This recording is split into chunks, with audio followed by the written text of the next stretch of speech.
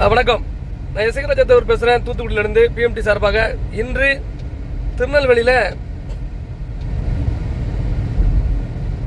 செந்தில் ராஜன் என்கிற ஒரு சமூக விரோதியை கண்டித்து எங்களது முக்குளத்தூர் மக்களின் பிரதிநிதிகளாக இருக்கக்கூடிய தலைவர் பெருமக்களும் போராளிகளும் தொண்டர்களும் இன்று ஒரு கண்டன ஆர்ப்பாட்டம் நடத்தியிருக்காங்க. அந்த கண்டன ஆர்ப்பாட்டத்துக்கு நாங்கள் கடைசி நேரத்தில் அனுமதி தர மாட்டோம்னு சொல்லி காவல்துறை அனுமதி மறுத்திருக்கு. ஜனநாயக ரீதியாக ஒருத்தன் தென் மாவட்டத்தில் சாதிய கலவரத்தை தூண்ட வேண்டும் என்று நினைக்கிறான். இங்கே ஜனநாயக ரீதியாக போராடணும் அப்படிங்கிறவங்களுக்கு அனுமதி கொடுக்காம இருந்தது முதல் தவறு. அதை மீறி அவர்களை கைது செய்து திருமண மண்டபத்தில் வைத்திருப்பதும் தவறு.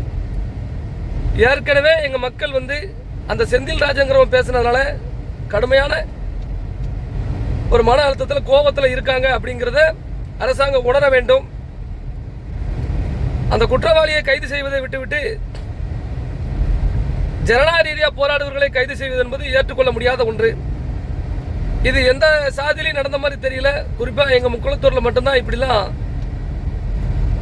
ஒரு சில ஒடுக்குமுறை இருக்குன்னு நாங்கள் நினைக்கிறோம். அதனால் மாண்புமிகு முதல்வர் இதில் தலையிட்டு நடவடிக்கை எடுக்க வேண்டும். உடனடியாக கைது செய்யப்பட்ட எங்களது முக்குளத்தூர் தலைவர்கள் அனைவரையும் அனைத்து இளைஞர்களையும் போராளிகளையும் விடுதலை செய்ய வேண்டும் என்று நான் கேட்டுக்கொள்கிறேன். தொடர்ந்து செந்தில்ராஜனை விரைவில் கைது செய்யாவிட்டால் மாபெரும் போராட்டம் நடைபெறும் என்பதை இந்த நேரத்தில் நான் அரசாங்கத்துக்கு தெரிவிச்சுக்கிட்டேன். காவல்துறைக்கு முழு ஒத்துழைப்பு வழங்கிக்கிட்டு தான் இது வரைக்கும் யாரும் இடைஞ்சல் பண்ணாமல் இருக்கும். எப்படியாவது கைது செஞ்சிருவாங்க, ஏன்னா காவல்துறையை பிடிக்கணும்ல அப்படின்ட்டு. ஆனால் இந்த அளவுக்கு அந்த குற்றவாளியை அடைக்கலம் கொடுத்து வச்சிருப்பது யாருன்னு தெரியல.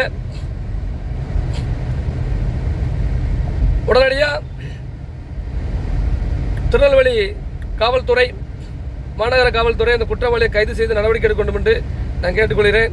மீண்டும் சொல்கிறேன், போராளிகள் அனைவரையும் தலைவர் பெருமக்களையும் உடனடியாக விடுதலை செய்ய வேண்டும் என்று நான் கேட்டுக்கொள்கிறேன்.